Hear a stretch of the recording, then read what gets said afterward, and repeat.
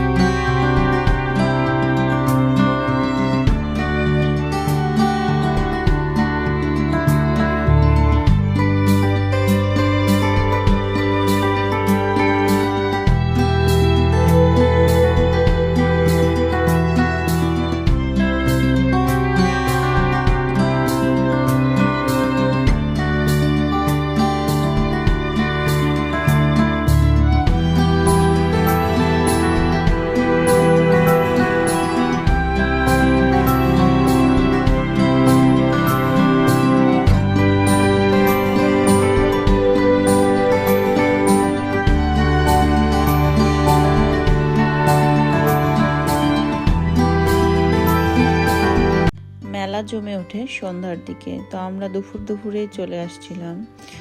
তো সবাই ভালো থাকবেন, দেখা হবে নেক্সট ভিডিওতে। আল্লাহ হাফেজ।